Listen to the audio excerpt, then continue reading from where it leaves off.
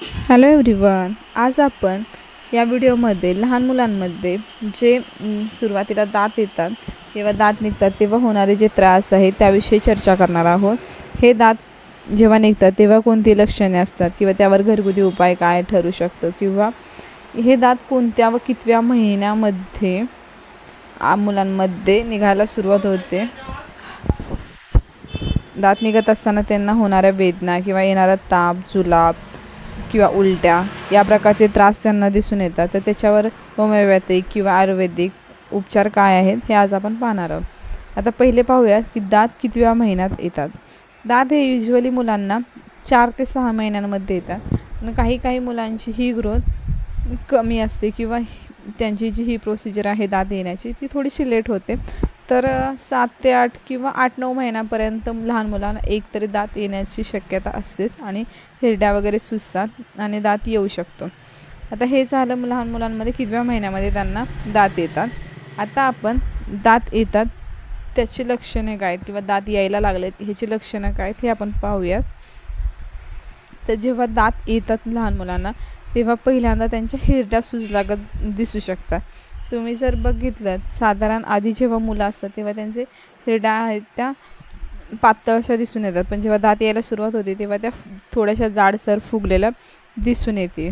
तेव्हा समजून जायचं की आता त्यांची दात येण्याची प्रोसिजर चालू झालेली आहे. किंवा ते कुठल्याही गोष्टीला घेऊन तोंडात घालत असतील किंवा कोणतीही खेळणं वगैरे असेल पडलेलं ते त्यांच्या तोंडामध्ये घेत असते, तेव्हाही तुम्हाला समजून जायचं की त्यांचे ती प्रोसिजर का करतात ते, कारण की ते त्यांचे हिरड्या आहेत किंवा दात येण्याची जी प्रोसिजर चालू झालेली असते तेव्हा लहान मुलांमध्ये सळसळ किंवा सणसण जाणवून येते त्यांना हिरड्यांमध्ये. तेव्हा ते काहीतरी चावून ती सणसण किंवा सळसळ बंद करण्याचा प्रयत्न करत असतात. त्यामुळे ते दात येण्याची लक्षण एक ठरू शकते. आता अजून आहेत की असं की मुलं तोंडामध्ये बोटं घालतात, अंगठा किंवा दोन्ही बोटं किंवा कोणतेही 5 बोटांपैकी कोणतेही बोट ते तोंडात घालू लागतात. तेव्हाही समजून जायचं की ही मुलांची दात येण्याची लक्षणं आहेत. कारण की लहान मुलांना जेव्हा ती सणसण जाणवते तेव्हा मुलं आपलं स्वतःचं बोट हिरड्यांमध्ये चावून ती सणसण बंद करण्याचा किंवा तो जी काही त्रास होत आहेत, वेदना होत आहेत ते बंद करण्यासाठी ते चोखत किंवा चावत राहत असतात. ही झाली दात येतानाची लक्षणे. आता आपण याच्यावरती उपायमध्ये आता फर्स्ट ऑफ ऑल आपल्याला सगळ्यांना माहिती आहे की डेंटॉनिक ह्या काही होमिओपॅथिक टॅबलेट मिळतात. मेडिकलमध्ये होमिओपॅथिक टॅबलेटमध्ये हे अवेलेबल असतेच.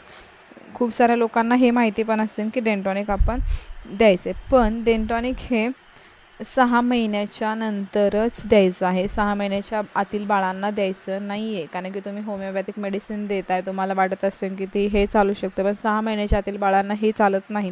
त्यामुळे जर तुमच्या मुलांना दात येण्याची प्रोसिजर आहे ही 6 महिन्यानंतर चालू झाली असेल तरच तुम्हाला डेंटॉनिक ह्या गोळ्या द्यायच्या आहेत. आता ठीक आहे, तुमच्या 6 महिन्यानंतर बाळाला दात यायला चालले तुम्ही डेंटॉनिक देता, पण ते कसं द्यायचं, तर त्याचा जो सेफ डोस आहे ते 2 ते 3 टॅबलेट त्या साबुदाण्यासारखं टॅबलेट असतात. आता आपण मराठी भाषेत बोलतोय तर ते त्याला आपण साबुदाण्यासारखंच बोलूया. तर त्याच्या व्हाईटसारख्या गोळ्या आहेत, साबुदाण्यासारख्या असतात, तर त्या तुम्हाला 2 ते 3 टॅबलेट घ्यायच्यात आणि त्या तुम्हाला दिवसातून 3 वेळा द्यायच्यात तुमच्या मुलाला.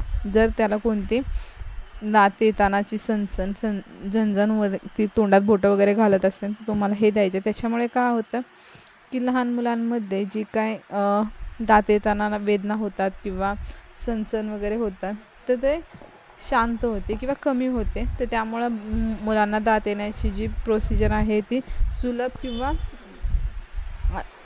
कमी होते. पण याने तुमच्या मुलांचे जे काही जुलाब वगैरे होत असेल, ताप येत असेल तर ते कमी होत नाही. हे फक्त आणि फक्त दात येण्याची जी प्रोसिजर आहे त्याला सुलभ करण्यासाठी उपयुक्त ठरते. आता तुमचं बाळ जर 6 महिन्याच्या आत असेल आणि त्याला जर दात यायला सुरुवात झाली असेल तर तुम्हाला काय करायचं, तर आयुर्वेदिक फॉर्म्युलामध्ये डिकमली पावडर सगळ्यांना माहितीच असेल. डिकमली पावडर किंवा डिकमली चूर्ण बाजारात किंवा मेडिकलमध्ये अवेलेबल होईल. तर ते तुम्हाला त्या मुलांच्या हिरड्यांना चोळायचं आहे. पण ते कसं लावायचं, त्याचा यूज कसं करायचा, तर काही आहे जे मधामध्ये घेऊन ते लावतात. तर मध हे लहान मुलांना 1 वर्षाच्या आतील मुलांना मध द्यायचं नसतं आहे. त्याचे साईड इफेक्ट खूप आहेत. त्यामुळे तुम्हाला डिकमली पावडर ही कोमट पाण्यामध्ये मिक्स करायची आहे। चिमूटभर डिकमली पावडर घ्यायची आणि ती कोमट पाण्यामध्ये मिक्स करायची आणि त्याच्या हिरड्यांना चांगली अशी चोळायची। त्याने काय होतं की जे डेंटॉनिकने होतं ते सेम इथं होतं की त्याचे दात जे आहेत ते सुलभ निघायला वगैरे यायला मदत होते। आता आपण नेक्स्ट पाहूया ॲलोपॅथिकमध्ये किंवा मेडिसिनमध्ये त्याचे उपाय। तर लहान मुलांना काय होतं की जुलाब होतात किंवा उलट्या होतात, तर हे का होतं, तर हे दात येत आहेत म्हणून नाही होत। हा खूप मोठा गैरसमज आहे की मुलांना दात येत आहेत म्हणून त्यांना जुलाब होत आहेत, व तसं काही नाही आहे। मुलांना दात येत आहेत म्हणून जुलाब नाही होत, पण त्याला रिझन दात येतानाच आहे की लहान मुलं काय करतात, दात येतात ते कोणतीही वस्तू पटकन पकडतात आणि तोंडामध्ये घालतात। फ्लोअरवरची किंवा जमिनीवरची कोणतीही वस्तू तोंडात घातल्यामुळे काय होतं की त्यांना जे जमिनीवरती किंवा फ्लोअरवरती जे काही इन्फेक्शन आहे किंवा जे जंतू आहेत ते त्यांच्या त्या वस्तू वाटे पोटात जातात, त्यामुळं त्यांना इन्फेक्शन होतं आणि त्याच्यामुळे त्यांना जुलाब होण्याची किंवा उलट्या होण्याची शक्यता जास्तीत जास्त जाणून येते। आणि तेव्हा हे त्यांचं प्रमाण खूप खूप खूप वाढलेलं असतं की लहान मुलं कोणतीही वस्तू दिसू द्या, कोणतीही कुठलंही वस्तू दिसू द्या किंवा तोंडात हात घालायचं प्रमाण असू द्या, त्यांचं या दिवसांमध्ये दात येण्याच्या दिवसांमध्ये खूप वाढलेलं असतं। त्यामुळे ते कंटिन्यू कुठली ना कुठली वस्तू तोंडामध्ये जरी टाकत असतात किंवा आपली बोटं चोखत असतात, त्यामुळं त्यांचं जे इन्फेक्शनचं प्रमाण आहे तुम्ही कितीही स्वच्छता ठेवली किंवा कितीही काही केलं तरी ते प्रमाण त्यांचं वाढूनच जातं। त्याच्यामुळे काय होतं की ते इन्फेक्शन किंवा ते जंतू तोंडावाटे पोटामध्ये गेल्यामुळे त्यांना जुलाब उलट्या होण्याची शक्यता असतेच असते।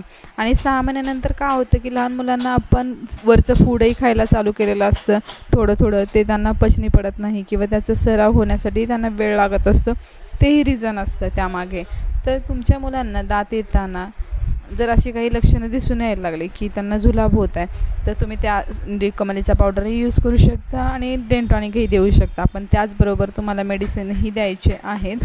तर मेडिसिनमध्ये आपल्याला जे द्यायचे आहेत तर ते आहेत की तुमचं बाळ जर 6 महिन्याच्या वरती असेल तर तुम्हाला वरती स्क्रीनवर जे दिसत आहेत ते ब्रँड नेम आहेत ओफ्लॉक्स OZ सिरप आणि सेकंड आहे रिफ्लोरा झेड सॅचेट।